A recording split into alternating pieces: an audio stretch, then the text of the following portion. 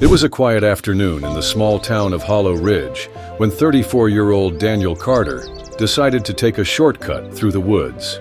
He had lived in the town his entire life and knew the area like the back of his hand. But that day, the forest seemed different, quieter, almost unnerving. The birds weren't chirping, and the usual rustle of leaves was absent. Daniel brushed it off, attributing it to the changing weather. Little did he know, his life was about to take a terrifying turn.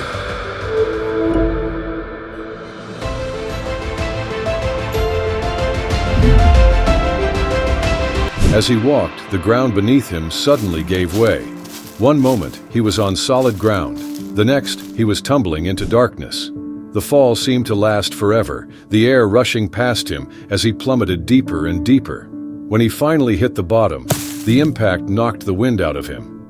He lay there for a moment, dazed and disoriented, before realizing he was in a sinkhole, a massive, gaping chasm that had opened up without warning. The first thing he noticed was the smell, damp, earthy, and slightly metallic. The second thing he noticed was the sound.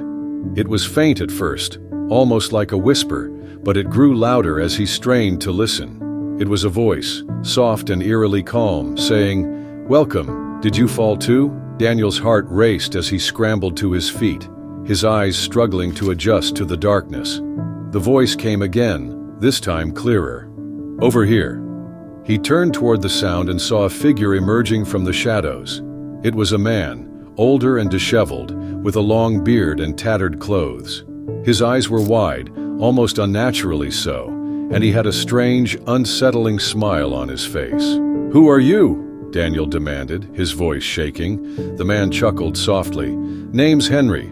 I've been down here well, I've lost track of time. But you're not the first to fall, and you won't be the last."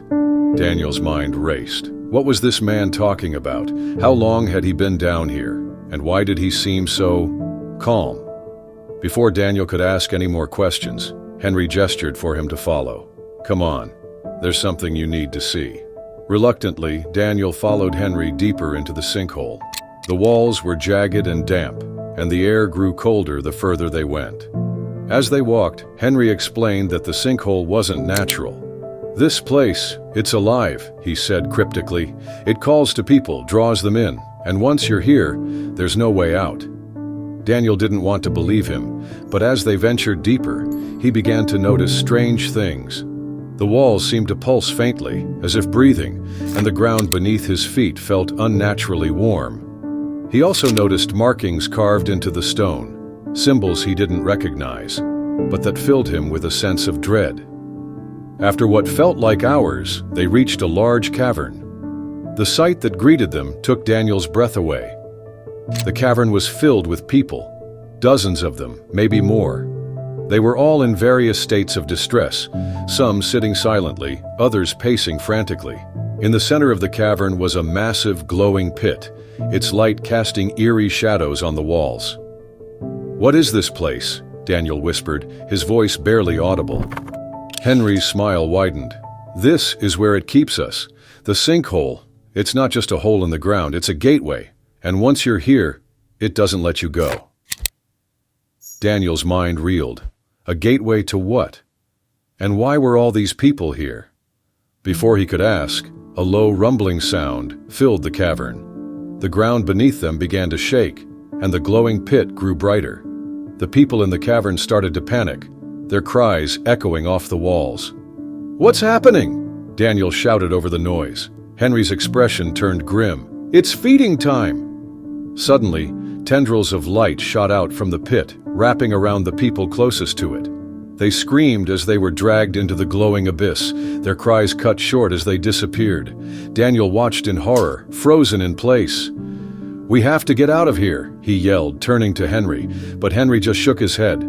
"There's no escape, not from this." Determined to prove him wrong, Daniel began to search for a way out. He climbed the jagged walls, ignoring the cuts and bruises, but every path led him back to the cavern. It was as if the sinkhole itself was alive, twisting and shifting to keep him trapped. As the hours turned into days, Daniel began to lose hope. The sinkhole was a living, breathing entity, and it had no intention of letting him go. But just as he was about to give up, he noticed something. A faint glimmer of light in the distance. It was small, almost imperceptible, but it was there. Summoning the last of his strength, Daniel made his way toward the light.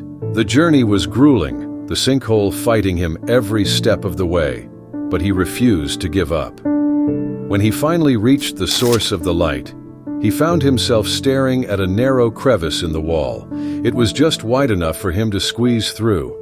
With one last look at the cavern behind him, Daniel crawled through the crevice, the light growing brighter with every inch. When he finally emerged, he was back in the forest, the sun shining down on him. He collapsed onto the ground, gasping for air, his body trembling with exhaustion. The sinkhole was gone, the ground solid beneath him. It was as if it had never existed. But Daniel knew better. He had seen things he could never forget, things that would haunt him for the rest of his life. When he returned to town, no one believed his story. They dismissed it as the ramblings of a man who had lost his mind. But Daniel knew the truth. The sinkhole was real, and it was still out there, waiting for its next victim. If you found this story touching and inspiring, please like the video, share it with others, and leave your thoughts in the comments. Thank you for following along, and we'll see you next time for more uplifting tales.